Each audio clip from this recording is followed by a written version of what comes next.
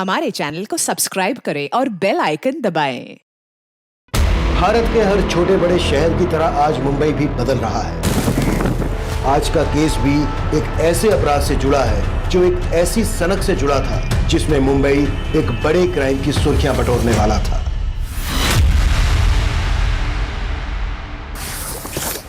ये देखो, ये है Zenith cash management solution agency का बोरीवली सेंटर। इसके अंदर इतना पैसा है ना कि अगर आधा भी लूटोगे ना तो पूरी जिंदगी बदल जाएगी सबकी। हमारे आदमी ने यहाँ का पूरा ज्योग्राफी रिकॉर्ड कर लिया है। ये देखो, ये है मेन एंट्रेंस। इसके ऊपर सीसीटीवी कैमरा लगा हुआ है। अंदर जाते ही लेफ्ट में ये गार्ड बैठता है। हालांकि ये गार्ड रात के टाइम अंदर होता है। जैसे ही अंदर जाते हैं राइट हैंड साइड में ये देखो, यहाँ ये है सीसीटीवी रूम। यहाँ का जो गार्ड है वो पूरा टाइम सीसीटीवी फुटेज मॉनिटर करता है। इससे बच के रहना। अंदर बाहर की सारी ज्योग्राफी दिमाग में घुसा लो। यहाँ का छप्पा छप्पा रिकॉर्ड कर लिया है मैंने। हमारा टारगेट है ये लॉकर रूम। अंदर जाते ही आपको ये जो स्टाफ नजर आ रहा है, ये स्टाफ रात को 9 बजे घर चला जाता है। इन 4 गार्ड्स को मुर्गा बना के हमें अपना उल्लू सीधा करना है। उल्लू उड़ते हैं रात को। हम यहाँ से पूरा पैसा लेके रात को उड़ेंगे।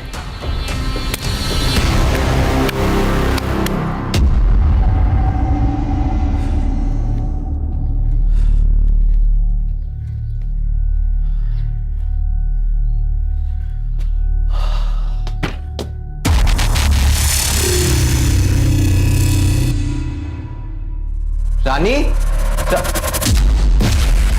चिमनी, तू यहाँ क्या कर रही है? आजकल तो बहुत नाइट शिफ्ट कर रहा है ना, इसलिए तुझे थोड़ी ताजगी देने आई हूँ। रानी,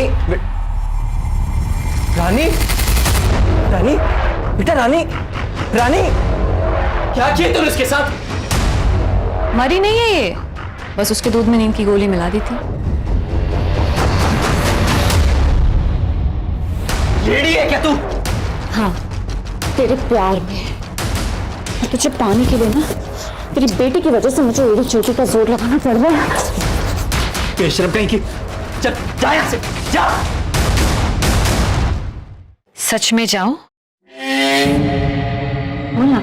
चिमनी, मुझे सब में चाहिए।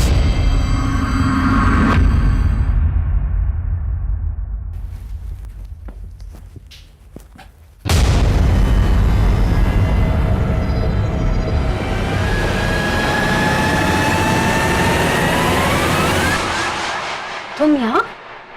चेक कर रहा था तुम अकेली हो या कोई। अब खड़ी खड़ी क्या देख रही हो?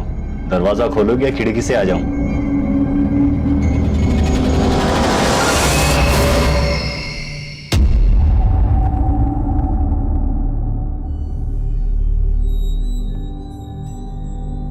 बेटा गुस्सा मत हो, पापा तुम्हारे लिए नई ड्रेस लेकर आएंगे। अच्छा, साइकिल भी लाएंगे। मुझे इलेक्ट्रिक कार चाहिए। बेटा इलेक्ट्रिक कार तो 20,000 से कम की नहीं आएगी और तेरे पापा की पगार तो सिर्फ 10,000 है।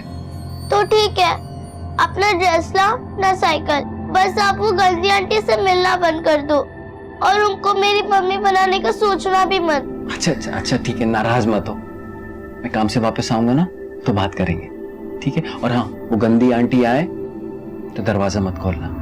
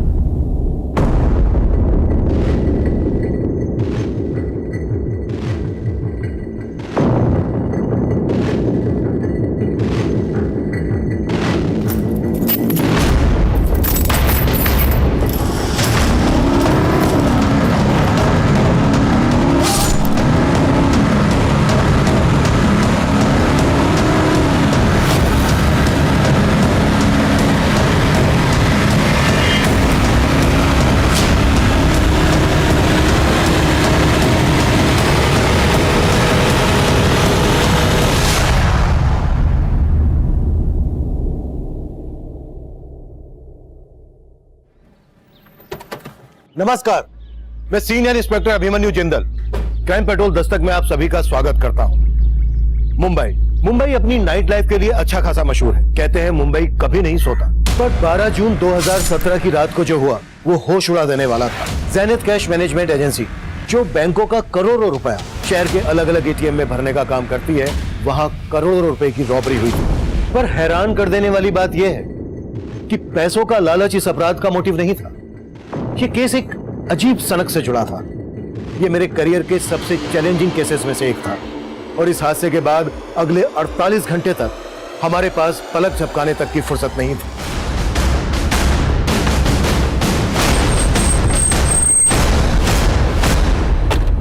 सर, मैं यहाँ का रीजनल मैनेजर हूँ, प्रथमेश। सर, हमारे यहाँ केवल लूट नहीं हुई, एक मर्डर भी हुआ सर। ये देखिए सर, ये अनमोल है, हमारे यहाँ गार्ड की नौकरी करता था सर। और इसके अलावा 2 और गार्ड थे सर, जो बेहोश थे। वो कहाँ है? सर, हमने उन्हें हॉस्पिटल पहुंचा दिया। आप? मैं विक्रम सालुंखे, इस कंपनी का ओनर। आपका लॉकर रूम किधर है? आइए सर। विकास, मार देखो सर। 1 minute, don't touch. आप लोग यही वेट कीजिए।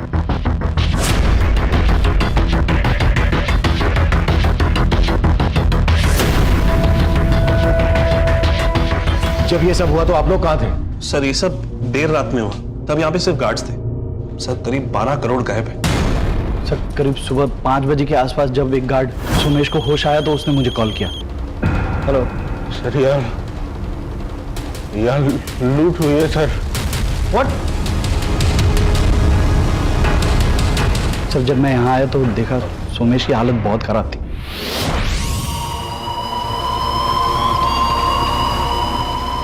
और रवि भी बेहोश पड़ा हुआ था सर, और एक गार्ड गायब था सर। ये गार्ड गायब भी है? कौन? माधव सिंह। सुबह से ही उसका फोन बंद है। मैंने प्रथमेश को भी उसके घर पे भेजा था, तब पता चला कि 10 महीने पहले ही वो उस एड्रेस से शिफ्ट हो चुका था सर। और सर, वो लोग सीसीटीवी का सारा फुटेज लेके चले गए। हमारे पास एक भी रिकॉर्डिंग नहीं है। जब 5 बजे आप लोगों को इस बारे में पता चला तो आपने तभी हमको इन्फॉर्म क्यों नहीं किया? सर, हमने सोचा कि जो लोग बेहोश हैं उनको पहले हॉस्पिटल पहुंचा दे, और फिर हमने सोचा कि काउंटिंग कर लेते हैं कि कितना कैश गायब हुआ है। इसी सब में थोड़ा टाइम लग गया सर। मतलब आप लोग क्राइम सीन को टेम्पर कर रहे थे? यहाँ पर सिर्फ लूट नहीं हुई है, एक मर्डर भी हुआ है। आप लोगों को पता है ना, क्राइम सीन पर जब तक पुलिस नहीं पहुंच जाए कोई भी चीज छूनी नहीं चाहिए। सर, हमने बस अपनी तरफ से। अपनी तरफ से क्या? क्या अपनी तरफ से? अगर मैं ये कहूं कि आप लोगों ने हमें देर से इन्फॉर्म इसलिए किया क्योंकि आप लोग भी इन्वॉल्व हैं, तो? सर, आप ये कैसी बातें कर रहे हैं? क्योंकि सही कुछ नजर नहीं आ रहा है। एक गार्ड माधव गायब है। 10 महीने पहले उसने अपना एड्रेस शिफ्ट किया। कहां पर शिफ्ट हुआ वो, ये आप लोगों को मालूम नहीं है? सर, उसने एड्रेस चेंज किया तो हमें अपडेट नहीं किया सर। सर क्यों नहीं रख? 1 मिनट, कोई भी चीज छोड़ना नहीं।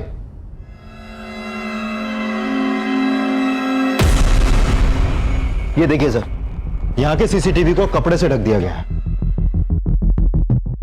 अंदर सीसीटीवी के डीवीआरएस गायब है, यहां पर सीसीटीवी को कपड़े से ढक दिया गया है। सब कुछ बहुत ही प्लानिंग के साथ किया गया है। ये सब आपसी मिलीभगत के बिना पॉसिबल नहीं है। पाटिल, जो गार्ड माधव गायब है उसकी डिटेल पता करो और चेक करो अगर उसने एड्रेस शिफ्ट कर दिया है तो कहां पर शिफ्ट किया है। सर, विकास, लूट बहुत बड़ी है। इतनी बड़ी लूट का माल ले जाने के लिए उन्होंने कोई ना कोई गाड़ी का इस्तेमाल जरूर किया होगा। यहाँ आने वाले डायरेक्शन में जहां जहां सीसीटीवी है सब जगह चेक करो। स्पीड चौकी, टोल नाका, सब पर अपडेट करो। Okay sir.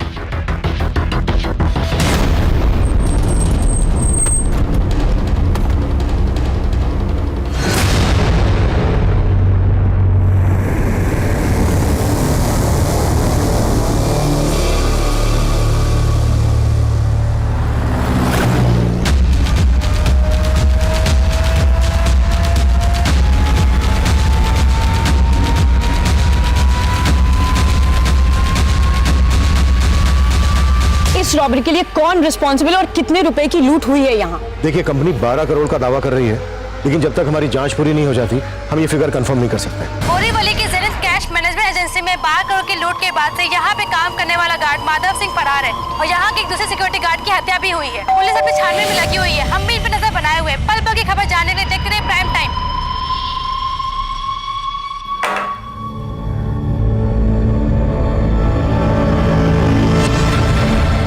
गुड मॉर्निंग भाभी जी। भाई रेडी है क्या जॉगिंग के लिए? नहीं, वो तो नहा रहे हैं। आज जॉगिंग पे नहीं जाएंगे, उनकी तबीयत ठीक नहीं है। अरे भाभी जी, आपके हाथ पे खून, चोट लगी है क्या? नहीं नहीं, वो सब्जी काट रही थी ना तो थोड़ा सा लग गया।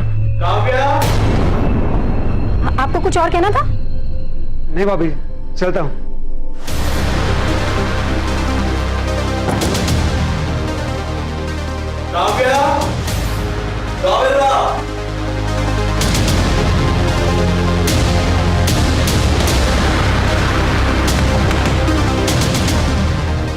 ये टॉवल पकड़ो।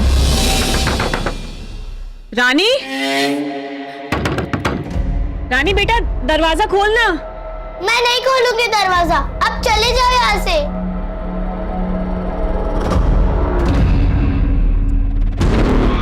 रानी बेटा सुन ना बेटा, तेरे पापा का एक्सीडेंट हो गया है, बहुत चोट आई है उन्हें, तुझे याद कर रहे हैं। बेटा खोलना दरवाजा।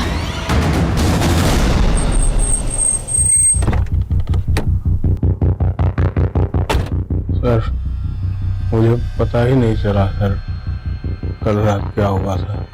बस इतना याद है, करीब 12 साढ़े 12 बजे अनमोल ने सबके लिए चाय बनाई थी। अरे सोमेश भैया, आइए चाय पीजिए, दिन भर गेम खेलते रहते हैं। आ रहा हूँ, आइए आइए। रवि भैया, हाँ चाय पीजिए, मजा आ जाएगा। फिर माधव को किसी का फोन आया, फोन पे बात करने के बाद उसने भी चाय पी सर। चाय में ऐसा क्या मिला है बे? सर भारी भारी सा लग रहा है।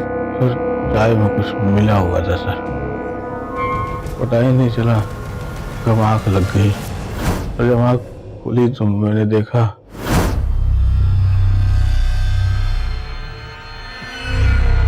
रवि बेहोश पड़ा था सर, और वहाँ माधव नहीं था और अनमोल मरा पड़ा था।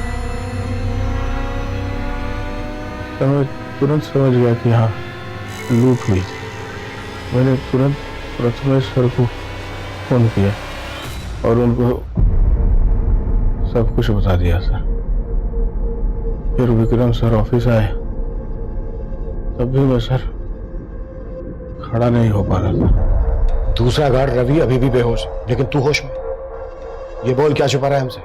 सर मैं कुछ ही नहीं छुपा रहा हूँ सर। तो तू बोल रहा है कि अनमोल ने सबको नशीली चाय पिलाई और उसी का मर्डर हो गया, और तू ये भी बोल रहा है कि माधव ने कंप्लेन की कि चाय में कुछ मिला हुआ है और वो गायब है। तू सच बोल रहा है, ये कैसे हम माने? मैं सच बोल रहा हूँ सर।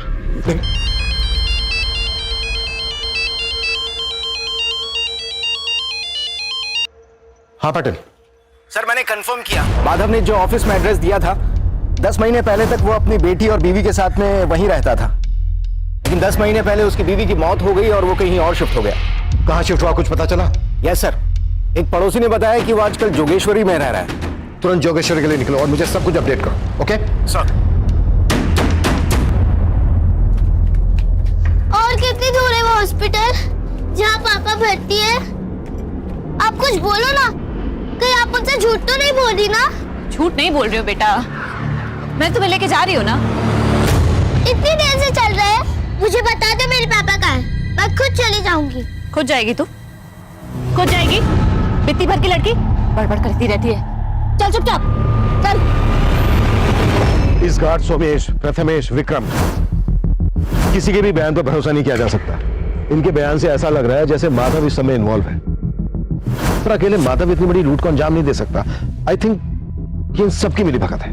ऐसा ही लग रहा है सर, क्योंकि जिस गार्ड अनमोल का मर्डर हुआ है ये सोमेश उसी पे नशीली चाय पिलाने का आरोप लगा रहा है। ज़ैनित कैश मैनेजमेंट एजेंसी में काम करने वाले हर आदमी की डिटेल निकाल। अनमोल की फैमिली का पता चला? सर अनमोल की फैमिली यूपी में रहती है। अनमोल यहाँ मुंबई में एक खोली में अकेला रहता था, यहाँ उसका कोई रिश्तेदार नहीं। अनमोल की फैमिली को अनमोल के बारे में बताओ। Okay sir.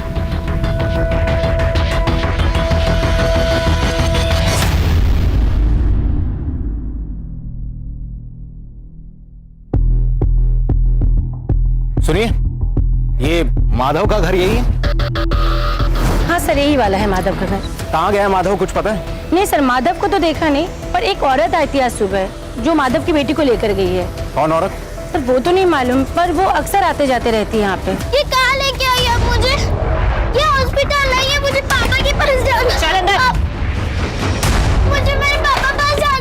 मुझे पापा पर छोड़ोगे? पापा पास जाना है, पापा पास जाना है। पर तेरे पापा कहाँ हैं? ये मालूम है तुझे? कहाँ है मेरे पापा? लाओ से। साला ये तो उठ ही नहीं रहा रे। लगता है चाय का नशा उतरा नहीं अभी तक। सुला दे ठीक से। सुन, अपने लिए चाय का इंतजाम कर। और भाई वैसे वाली चाय मत लाना जिसको पी के अभी तक बेहोश है।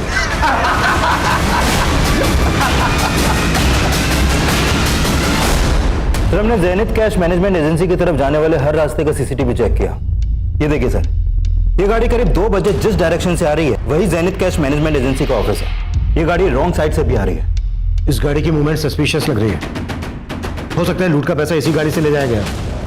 लेकिन सर गाड़ी का नंबर क्लियर नहीं दिख रहा। विकास, ये रेड कलर की एसयूवी है। नाकाबंदी पर रेड कलर की एसयूवी के बारे में अपडेट कर। Okay sir.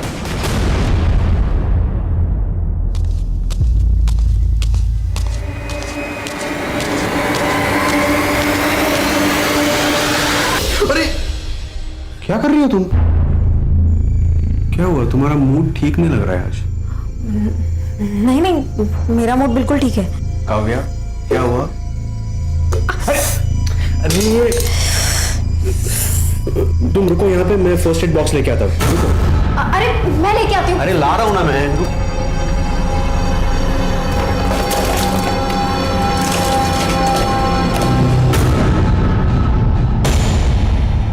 अब रो के क्या साबित करना चाहती हो तुम?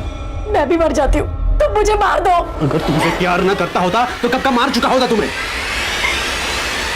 इस आदमी के लिए तुमने मुझे धोखा दिया, ये मानती हो कि नहीं? तुम बोलती क्यों नहीं हो? अफसोस है कि नहीं तुम्हें?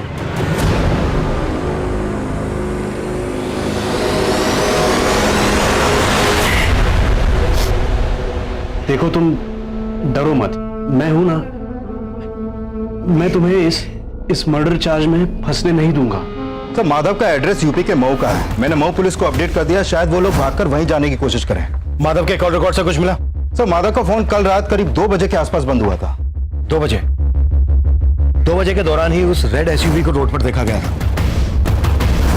लेकिन सर वो एसयूवी वहां से किस डायरेक्शन में गई इसका पता नहीं चल पा रहा। और सर माधव के कॉल रिकॉर्ड में एक नंबर मिला है जो आज सुबह से बंद है। किसका नंबर है? सर ये नंबर एक चिमनी नाम की औरत का है।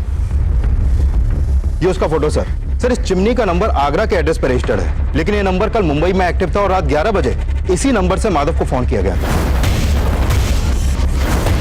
मुंबई में चिमनी का फोन कहां पर एक्टिव हुआ था? जोगेश्वरी में। जोगेश्वरी में जहां चिमनी का फोन एक्टिव हुआ था वहां पर चिमनी और माधव के बारे में पूछताछ करो और यूपी पुलिस को आगरा भेजो चिमनी के एड्रेस पर। Okay sir. ये ले खा। अरे इस बार कुछ नहीं मिला है मैंने, खा लेना। मुझे आप पे भरोसा नहीं है, मुझे पापा के पास जाना है। पापा के पास जाना है ना, तो फिर खा ले। ये ले।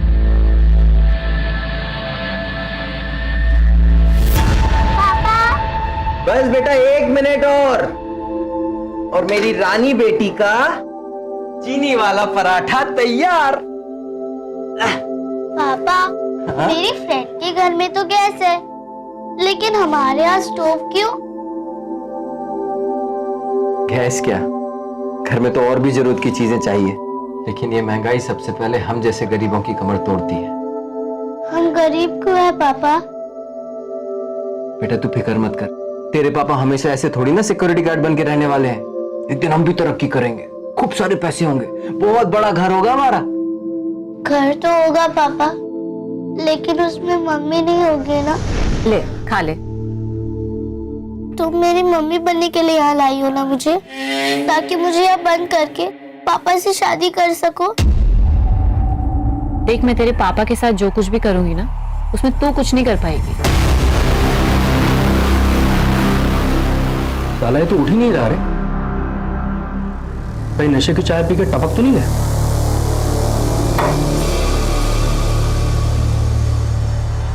जिंदा है अभी तक, पर आगे का कदम उठाने के लिए इसको उठाना तो पड़ेगा। सर सोमेश के अलावा जो रवि नाम का दूसरा गार्ड बेहोश था, इसको होश आ गया।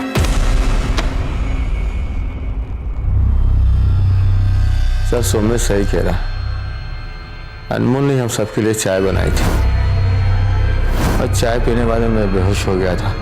लूट करने जो लोग आए थे वो कौन थे? साहब लूट ऐसा कुछ मेरे सामने हुआ ही नहीं।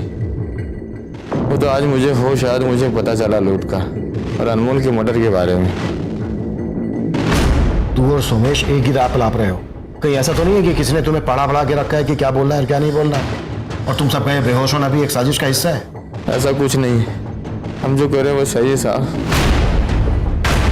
जेनिथ कैश मैनेजमेंट में हुई लूट के बाद आम जनता सोशल मीडिया के थ्रू कंपनी की काफी आलोचना कर रही है, पर पुलिस का दावा है कि इस मामले को जल्दी से जल्दी सुलझा लिया जाएगा। सर, इन दोनों के ब्लड में नशीली दवा के ट्रेसेस हैं, लेकिन अनमोल के ब्लड में इस तरह के कोई ट्रेसेस नहीं मिले। मतलब अनमोल ने वो चाय पी ही नहीं थी? रवि और सोमेश दोनों का कहना है कि अनमोल ने ही वो चाय बनाई थी और अनमोल ने ही चाय सबको सर्व भी की थी। इसका मतलब ये हुआ कि माधव के साथ साथ इस रॉबरी में अनमोल का भी हाथ था। लेकिन सर, मर्डर अनमोल का हुआ है और माधव फरार है, तो हो सकता है कि ये पूरा प्लान माधव को, जिससे हमारा ध्यान अनमोल पे जाए। और हो ये भी सकता है कि ये अनमोल माधव का या फिर किसी और का कोई ऐसा राज जानता हो जिससे क्रिमिनल्स को खतरा हो भी सकता है। विकास, इस अनमोल का भी बैकग्राउंड चेक करो। आई एम श्योर इसके मर्डर के पीछे कोई बड़ी साजिश है। सर, माधव का फोन अभी अलीबाग में ऑन हुआ है, ये नंबर अभी भी वहीं एक्टिव है।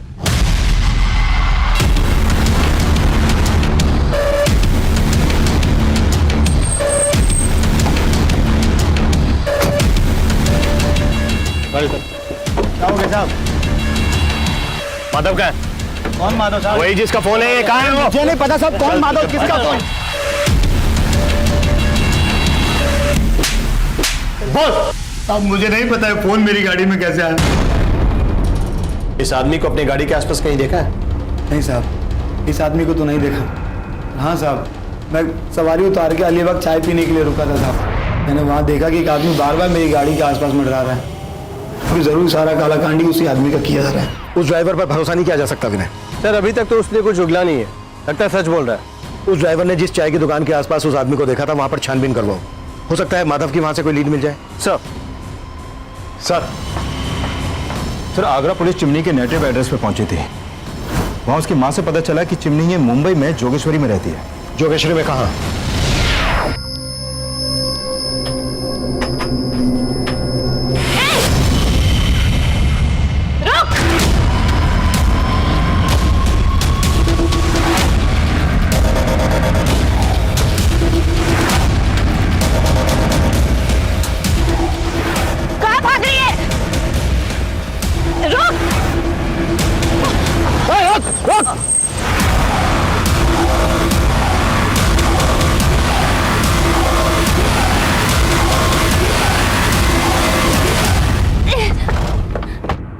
अंदर कोई नहीं। वो बहुत गंदी आंटी अंकल, वो मुझे यहाँ ले आई, मुझे पापा के पास भी नहीं जाने दे रही। मुझे पापा के पास जाना है। बेटा, आपके पापा हैं कहाँ अभी? आंटी बोली कि पापा का एक्सीडेंट हो गया।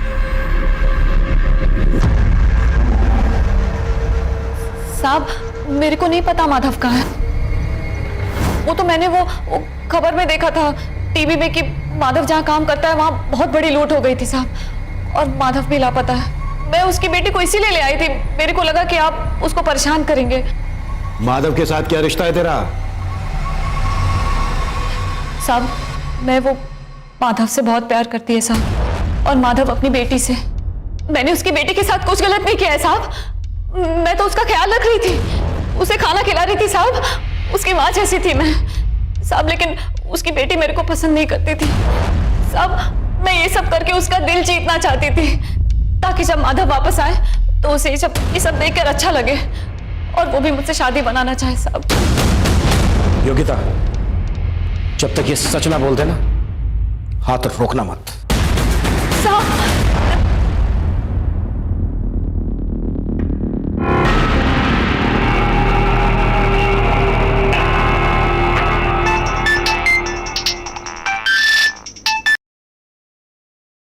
हेलो प्रथमेश सर, माधव बोल रहे हैं। वो आपने जैसा कहा था, हमने सारा 12 करोड़ ठिकाने लगा दिया है। साले माधव, तू गाली मत दीजिए सर, वो गलती हुआ जो अनमोल को मार दिया। अभी आगे बताइएगा क्या करना है, हम आपको थोड़ी देर में फोन करते हैं।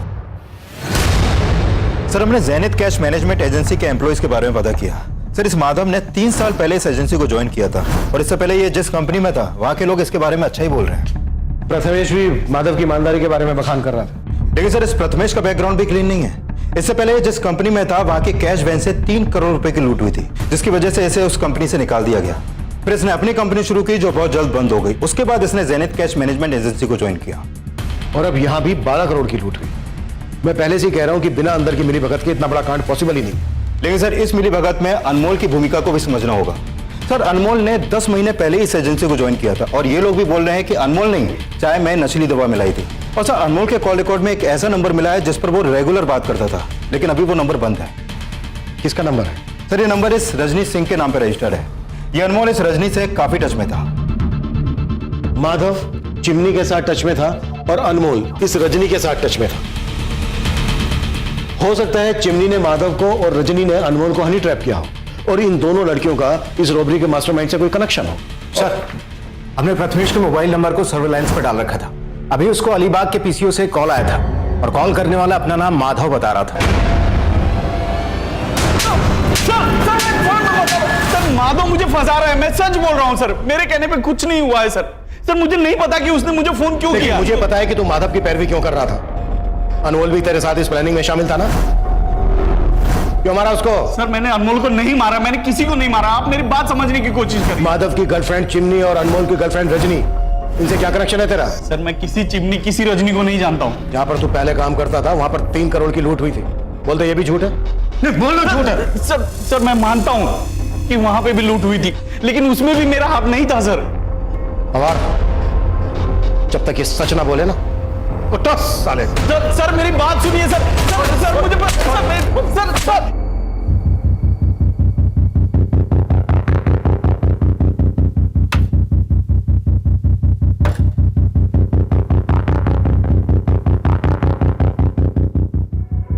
सुनिए, 1 मिनट आएंगे जरा। जी ये रजनी यहीं रहती है? जी कहाँ गई है कुछ पता? सर ये तो नहीं मालूम, लेकिन हाँ परसों शाम को मैंने उनको सामान ले जाते हुए देखा है। देखकर तो लग रहा था शायद वो कहीं बाहर गांव जा रही है। ये रजनी के अलावा और कोई भी रहता है? नहीं, वो अकेली ही रहती थी। ठीक है, thank you. Rajni security guard Anmol की गर्लफ्रेंड थी। वही अनमोल जिसका रॉबरी के दौरान मर्डर हुआ था।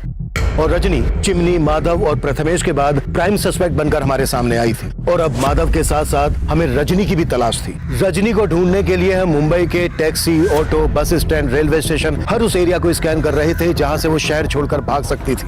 वहीं माधव का पता लगाने के लिए हम अलीबाग के उस पीसीओ वाले एरिया को भी खंगाल रहे थे जहां से प्रथमेश को कॉल किया गया था। चिमनी और प्रथमेश से की गई लगातार पूछताछ के बावजूद भी कोई कामयाबी हमारे हाथ नहीं लगी। और अब जो इन्फॉर्मेशन हमारे सामने आई उसने फिर से हमारी सारी कोशिशों को नाकाम कर दिया। सर मैं कॉल बैक करता हूँ। माधव की लाश मिली है अलीबाग में और अलीबाग के पीसीओ से माधव ने ही प्रथमेश को कॉल किया था। यह हमें भटकाने की कोई चाल लग रही है मुझे। अब इतना तो साफ है कि इस गेम का असली खिलाड़ी कोई ऐसा है जिसने माधव और अनमोल का इस रॉबरी में अपनी ढाल बनाने के लिए इस्तेमाल किया था। सर वो जो कोई भी है उसका मकसद प्रथमेश को फंसाना हो सकता है, क्योंकि मुझे नहीं लगता कि यह प्रथमेश पूरे प्लान का मास्टरमाइंड है, क्योंकि उसे पता तो होगा ही कि उसका फोन हमारे सर्विलेंस में है, तो वो इतनी बड़ी गलती तो करेगा नहीं कि किसी क्रिमिनल से अपने ही फोन पर बात करे। तो मुझे लगता है कि इन सब के पीछे रजनी का हाथ है। रजनी इन्वॉल्व तो है इसमें। एक बार रजनी हमारे हाथ लग जाए उसके बाद मास्टरमाइंड भी हाथ में आ जाएगा। हाँ पाटिल सर, अभी कंट्रोल रूम से फोन आया था। हमारे एरिया में एक आदमी की डेड बॉडी मिली है।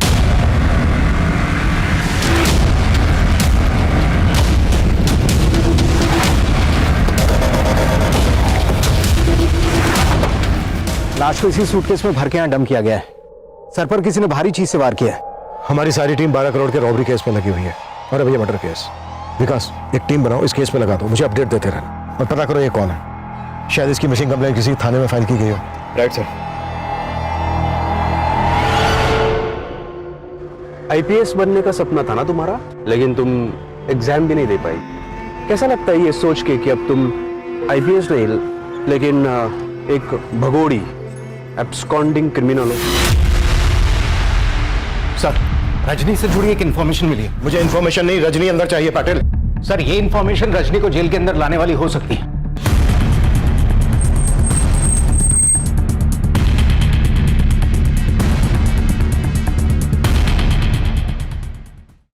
ये लाश जो हमें लावारिस हालत में मिली थी, इसकी कहीं कोई मिसिंग कंप्लेंट दर्ज नहीं है, लेकिन मैंने उसका बायोमेट्रिक्स करवाया था। इसका नाम रजत बागले है, बोरीवली के LIC कॉलोनी का रहने वाला है। इसके घर पर जाओ, देखो कुछ ना कुछ हाथ जरूर लगे। सर,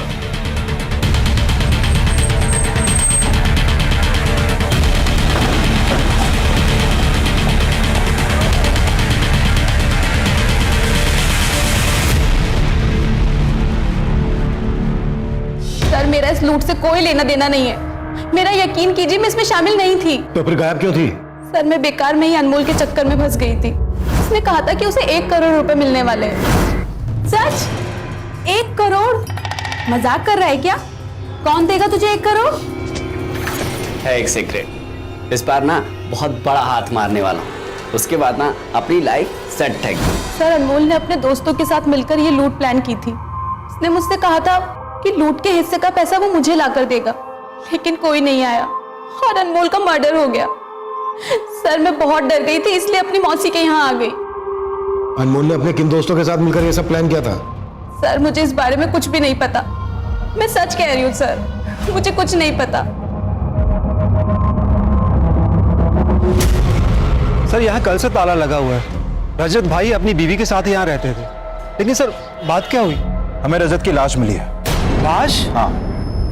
ये रजत की बीवी कहाँ होगी अभी, कुछ मालूम है तुम्हें? सर उसके बारे में तो मुझे नहीं पता, लेकिन एक दिन पहले जब मैं यहाँ पे आया था तो रजत की बीवी मुझसे बोली आज जॉगिंग पे नहीं जाएंगे, उनकी तबीयत ठीक नहीं है। और सर उसके बाद शाम को मैं यहाँ रजत को मिलने आया था, लेकिन उनकी बीवी ने बोला कि वो घर पर नहीं है। तो इसका मतलब वो झूठ बोल रही थी मुझसे।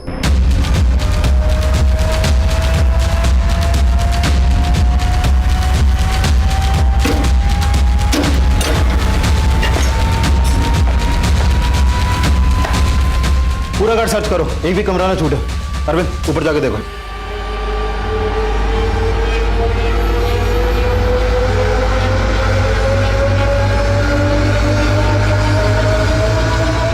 ये रजत की वाइफ? जी सर, ये रजत की वाइफ और ये रजत है। सर रजनी अब भी वही बोल रही है कि अनमोल के साथ उसके किसी दोस्त ने ये रॉबरी प्लान की थी, लेकिन माधव के अलावा तो किसी ऐसे दोस्त का पता नहीं चला है जिस पर शक किया जा सके। हाँ विकास, रजत की बीवी गायब है और उसके घर से ब्लड ट्रेसेस भी मिले हैं, और पड़ोसियों से पूछताछ में पता चला है कि काव्या के साथ कल यहाँ एक आदमी भी देखा गया था। हो सकता है ये कोई एक्स्ट्रा मैरिटल अफेयर का एंगल हो। विकास मुझे सेकंड लाइन पर एक कॉल आ रहा है, तुम ऐसा करो काव्या का लुकआउट नोटिस जारी करवाओ और इसके कॉल रिकॉर्ड्स भी चेक करो। ओके? Hello, what? पूना में कहा?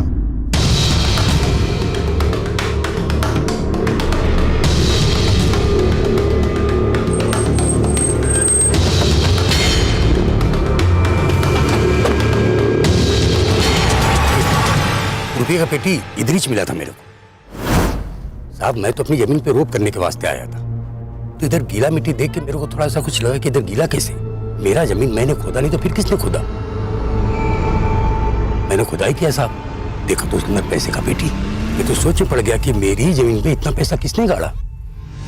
साहब इतना पैसा देख के तो एक बार मेरे दिल में भी थोड़ा लालच आ गया था, लेकिन साहब उसके अंदर उसके ऊपर मैंने कंपनी का नाम देखा लिखा हुआ, और पेपर में पढ़ा था मैंने कुछ कंपनी में चोरी बिरी कैसा पढ़ा था, वो हिसाब से फिर मैंने आपको खबर किया। आपको इसका जरा भी अंदाजा नहीं है कि कोई आपके खेत में इतना सारा पैसा क्यों गाड़ेगा? मैं क्या बोल सकता हूँ साहब, मेरे को तो कुछ समझ में नहीं आ रहा। सर पुणे पुलिस ने उस ट्रंक के कैश की काउंटिंग की, उसमें तकरीबन 6 करोड़ रुपया था, जबकि लूट हुई 12 करोड़।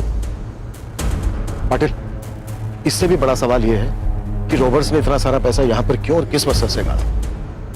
हो सकता है वो इसी एरिया का रहने वाला हो और यहाँ पर रहकर इस पर नजर रख रहा हूँ। एक काम करो पाटिल, इस एरिया का डंप डेटा निकलवाओ, हो सकता है कोई ऐसा नंबर हाथ लग जाए जो रॉबरी के वक्त मुंबई में एक्टिव है। सुनो,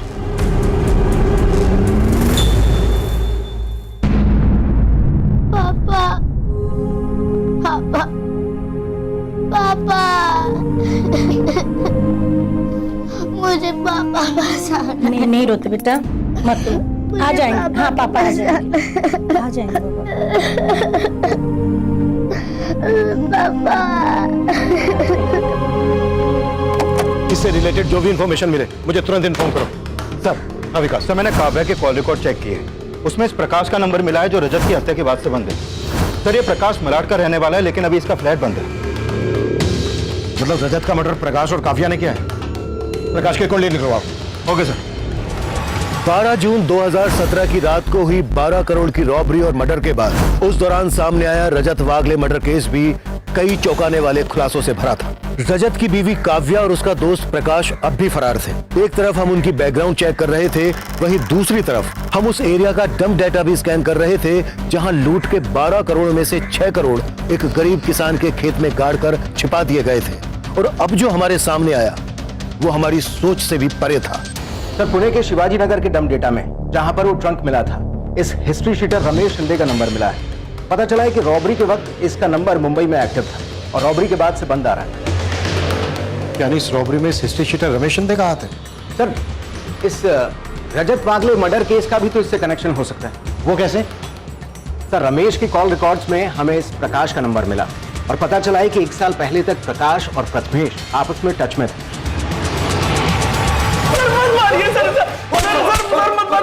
पवार! देख प्रथमेश, अपनी वक्त है, जो भी सच है बोलते। सर मैं सच कह रहा हूँ सर। सर प्रकाश मेरा एक्स कलीग था, लेकिन इस रॉबरी में कोई हाथ नहीं है। सर आप लोग क्यों नहीं बात समझ रहे? सर मैं सच बोल रहा हूँ। जब तक ये सच ना बोलते तोड़ते रहो। ये प्रथमेश ऐसे नहीं टूटेगा। अपने सारे खबरी नेटवर्क को एक्टिव करो। कैसे भी करके प्रकाश, काव्या और हिस्ट्री शीटर रमेश शिंदे का पता लगाओ। ये सब एक ही थाली के चट्टे बट्टे हैं। क्लियर? ऑफ।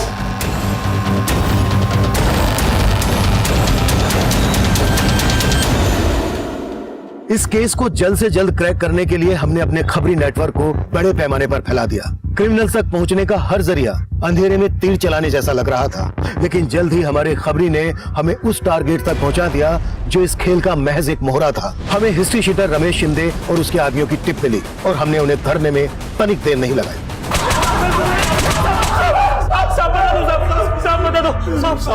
सब हमने तो सिर्फ लूट की थी, मुझसे ये सब करवाने वाला प्रकाश है साहब।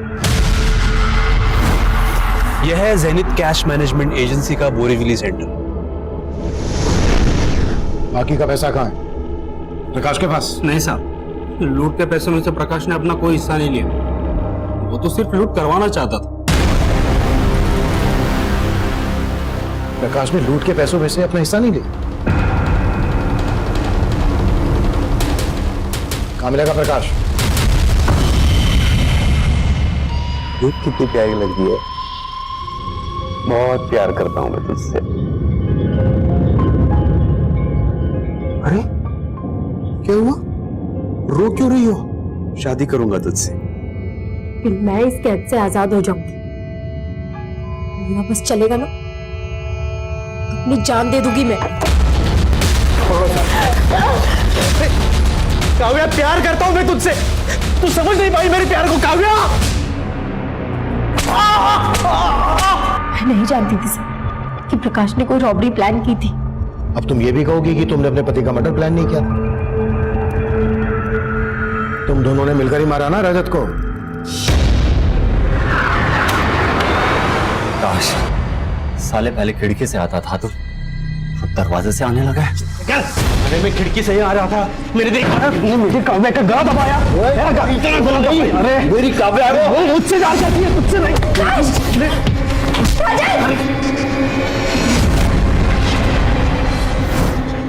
कब से जानती हो तुम प्रकाश को? शादी के पहले से। मैं और प्रकाश एक दूसरे से प्यार करते थे, लेकिन मुझे ये समझ आ गया था कि मेरा और प्रकाश का कोई फ्यूचर नहीं, इसलिए मैं उससे अलग हो गई। हाँ, मैंने उस एजेंसी से 12 करोड़ रुपए लुटवाए, उस अनमोल को मरवाया, उस माधव को भी मरवाया, लेकिन मैंने किसी को नहीं मारा। आप प्लानिंग के हिसाब से अनमोल सबको चाय पिला के बेहोश करने वाला था और बाद में खुद चाय पी के बेहोश होने वाला था, ताकि आपको लगे कि उसने कुछ नहीं किया। लेकिन प्रकाश ने बोला कि वो अनमोल इतना भी शाना नहीं है कि पुलिस को गुमराह कर सके। खत्म कर दो उसको। और हाँ, एक गार्ड को वहां से उठा लेना। और इसलिए हमने माधव को वहां से उठाया था साहब। प्रकाश का प्लान था कि आपका शक माधव पे जाए।